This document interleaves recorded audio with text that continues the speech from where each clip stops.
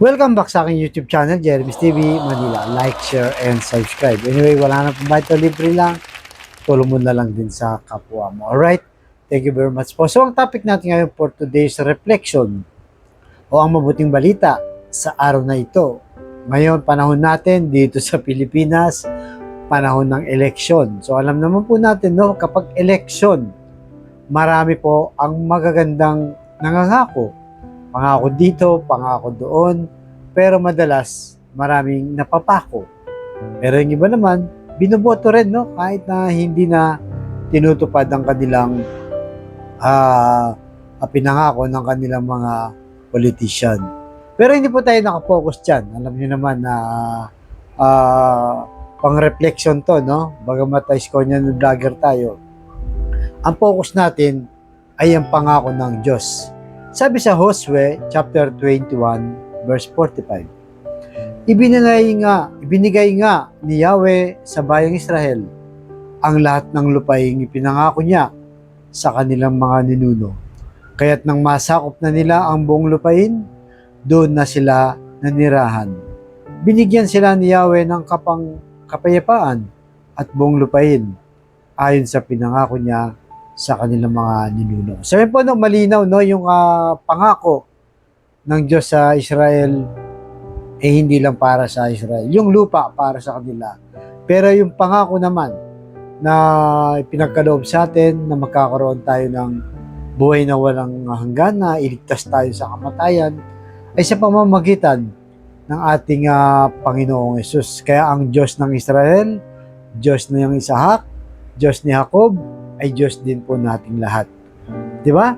Kaya yung mga pangako niya sa atin din, ay pangako na rin niya.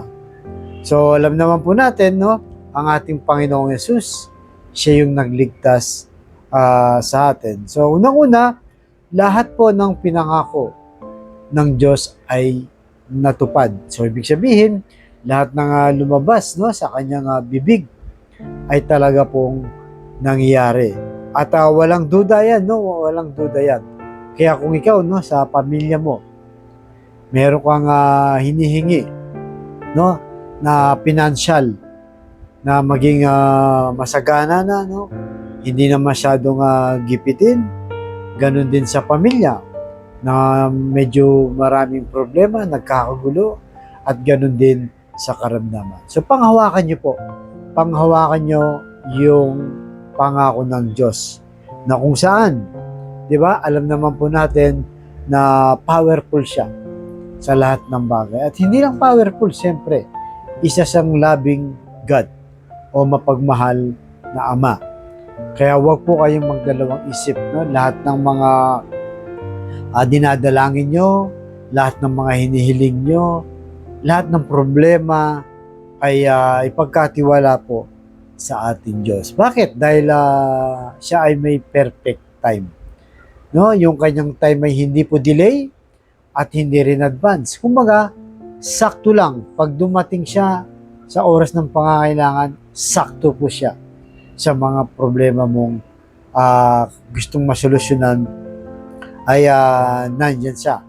Kaya dapat po, no, lagi po tayong magdasal at magsimba sa Diyos. Kagaya ng magsasaka, di ba? Ang magsasaka po, bago yan mag-harvest, anong gagawin? Ayusin yung lupa, lilinisin, bubungkalin, tapos lalagay yung binhi, didiligan, no?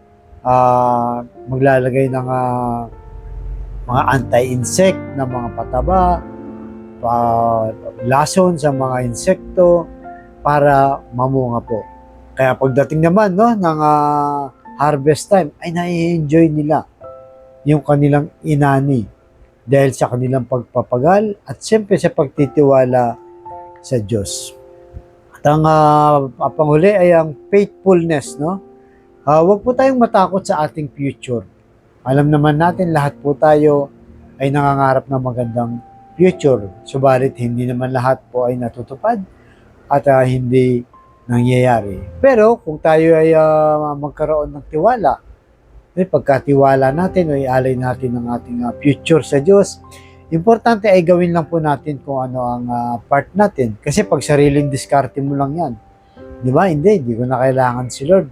Bebenta na lang ako ng illegal na droga, mabilis ang pera. No? Magninegosyo na lang din ako ng illegal. Gagawa na lang ako kung hindi maganda, mabilis pa akong umasenso. Pero pagka ganun, sasablay ka naman at posibleng mapahamak mo pa. Pero pag hinayahan mo ang sarili mo na ang Diyos ang didiskarte, basta gawin mo kung ano nararapat, kung ano ang parte mo, no, magkaroon ng relasyon sa Diyos, ay sigurado po tayo maganda ang ating future po. Kaya huwag po kayo matakot sa future, ialay po natin, ibigay natin yan sa Diyos dahil alam niya kung ano yung nakakabuti sa atin at alam niya kung ano the best para sa atin. Kaya sa kapatid nating nanonood sa aking vlog na may problema sa pamilya, financial at karamdaman, sabihin mo ko sa napakasimpleng dasal lang na kung ikay maniwala at magtiwala sa ating Panginoong Yesus, ay tiyak yun pagkakalob sa iyo sa tamang panahon. So tayo manalangin, Lord, i-bless niyo po ang kapatid naming nanonood sa aking vlog na malubha na po ang karamdaman, stage 4 cancer na. At lahat po ng nasa ospital ngayon na may karamdaman, lalo na po ang aming tita Mila, ipuhin niyo po, Lord, ng iyong mapagpagaling na kamay. Haplusin niyo po ang kanyang karamdaman. Alam naman po namin na walang imposible sa iyo kung iyong loloobin. Ganon din po sa lahat ng may karamdaman ngayon, iyong pagalingin. Ganon din po sa pamilyang nasisira o nagkakawatak-watak dahil sa hindi pagkakaunawaan. Ipuhin niyo po ang kanilang puso na maging mapagkumbaba, mapagpatawad, at higit sa lahat ay mapagmahal sa bawat miyembro ng pamilya. Ganon din po sa financial loan na lahat po ay nagigipit, nangangailangan.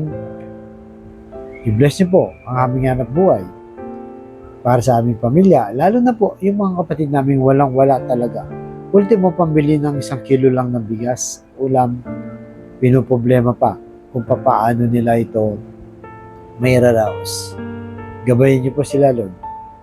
At pagpalain niyo po ang aming hanap buhay. At patawarin niyo po kami sa aming mga kainahan at kasalanan. Ang lahat na ito iniling namin sa matamis na pangalan ng ating Panginoong Yesus. Amen and Amen. To God all be the glory. Sa ngalan ng Ama, ng Diyos, Espiritu Santo. Thank you very much po.